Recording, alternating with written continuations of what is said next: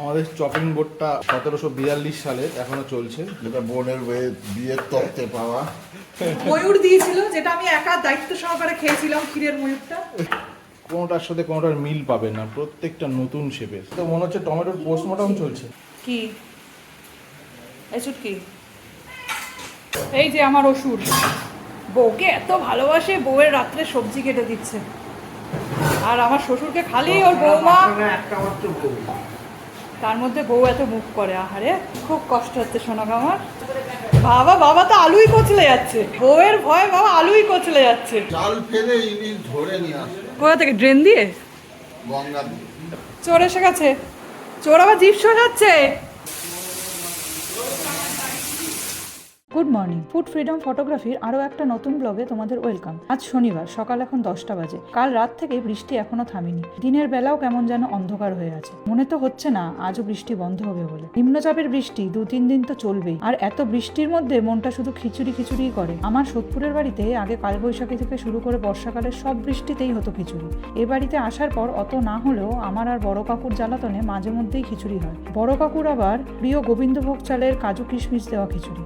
যেহেতু ওটা গণেশ পুজোর হয়ে গেছে, তাই আজ হবে মসুর ডাল আর চালের খিচুড়ি হবে, আর চাটনি হবে না তা কি হয়? তাই বড় কাকু আর আমি চাটনির আম আর টমেটো কাটতে শুরু করলাম। আজকের মেনুতে হবে খিচুড়ি, ডিমের অমলেট, পাঁপড় আর চাটনি। সেই মতো রান্নাও শুরু করলাম। কড়াইতে সর্ষের তেল দিয়ে তাতে তেজপাতা, শুকনো লঙ্কা আর জিরে ফোড়ন দিয়ে দিলাম। এবার কুচিয়ে রাখা পেঁয়াজ দিয়ে দিলাম। 2টো বড় পেঁয়াজ কুচিয়ে দিয়েছি এখানে। পেঁয়াজটা ভাজা হয়ে গেলে তাতে 6 চামচ আদা, রসুন আর লঙ্কা বাটা দিয়ে দিলাম। এগুলো একসাথে ভালোভাবে কষে অল্প একটু জল দিয়ে আরো কিছুক্ষণ রেখে দিলাম। জলটা টেনে গেলে তাতে দিয়ে দিলাম 4 চামচ হলুদ, 2 চামচ কাশ্মীরি লাল লঙ্কার গুঁড়ো, 2 চামচ ধনে গুঁড়ো, 2 চামচ আমার বানানো ভাজা মশলা আর 3 চামচ জিরে গুঁড়ো। এবার তাতে অল্প জল দিয়ে ভালোভাবে মিশিয়ে নিলাম। চাইলে জলের মধ্যেও গুঁড়ো মশলাগুলো মিশিয়ে তারপর দিতে পারো। মশলা কষার জন্য ঢাকা দিয়ে লো টু মিডিয়াম আঁচে 5-7 মিনিটের জন্য রেখে দিলাম। আরও একটা গ্যাসে চাটনিও করে ফেলেছি, হয়েই এসেছে প্রায়, একটু ফুটলেই হয়ে যাবে। আর একদিকে বাবা মায়ের জন্য তরকারি কেটে দিচ্ছে। বাবা আর বড় কাকু প্রতিদিনই সবজি কেটে হেল্প করে মা আর বড় কাকুকে। বাবা তো আবার মেয়েদের থেকেও বেশি ভালো সবজি কাটতে পারে। ওদিকে মশলা কষে গেছে, দিয়ে দিলাম 2 চামচ টক দই। ভালোভাবে মিশিয়ে কিছুক্ষণ রেখে দিলাম লো ফ্লেমে। আবার দেখো এদিকে আরও 2টো আইটেম অলরেডি বেড়ে গেছে।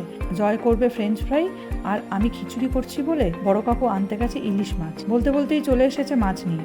অনেকে আমাকে বলে, কি রে জয়েন্ট ফ্যামিলিতে থাকিস কি করে, প্রবলেম হয় না? হ্যাঁ, জয়েন্ট ফ্যামিলিতে প্রাইভেসি হয়তো নিউক্লিয়ার ফ্যামিলির থেকে অনেক কম, কিন্তু এই যে ছোট ছোট দুঃখ আনন্দের মুহূর্তগুলো সব ভাগ করে নিই সবাই মিলে, তাতে দুঃখের পরিমাণ যেমন কমে, আবার আনন্দের পরিমাণ 1000 গুণ বেড়ে যায়। কথা বলতে মশলা রেডি হয়ে গেছে। এবার শুধু টমেটো দেওয়া বাকি। 2টো টমেটো কেটে মিশিয়ে দিলাম। আমি টমেটোটা বেশি কুচি করি নাই খিচুড়িতে দেওয়ার জন্য।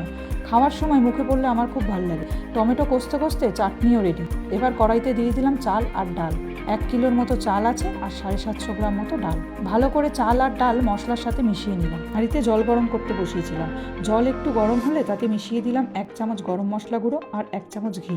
ভালো করে দুটোকে জলের সাথে মিশিয়ে ঢেকে রাখলাম। আর অন্যদিকে আজ সারাদিন যা সবজি কাটা হয়েছে তার খোসাগুলো সব তুলে রাখছি প্লাস্টিকে।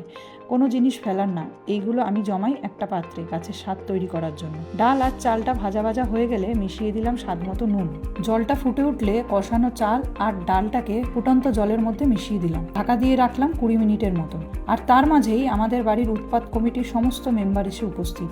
ঘড়ি লাগে না এদের, 12:30 বাজলেই এসে উপস্থিত। আর আজ যা বৃষ্টি পড়ছে, খেতে দেওয়ার জায়গাও ভিজে গেছে। আর এগুলো মাকে এত জ্বালাতন করে, মা এই বৃষ্টিতে ব্যালেন্স পাচ্ছিল না, তাই আমি দিয়ে দিলাম এদের খেতে। আমায় যেমন ভয়ও পায় তেমন ভালোবাসে, আমি বললে সব শোনে। তো যাই হোক, খিচুড়ি রেডি। গ্যাস অফ করে গরম মশলার ঘি দিয়ে ঢেকে রেখে দিলাম আরো 30 মিনিট। আর তার মধ্যে ফ্রেঞ্চ ফ্রাই, অমলেট, পাঁপড় ভাজা হয়ে গেছে। শুধু এই ইলিশ মাছগুলো পাতে পড়ার অপেক্ষা। এই বর্ষার দুপুরে পাতে গরম খিচুড়ি আর তার সাথে ইলিশ মাছ, ডিমের অমলেট, ফ্রেঞ্চ ফ্রাইস, চাটনি, পাঁপড়, স্বাদে আর আহ্লাদে মিলেমিশে একাকার।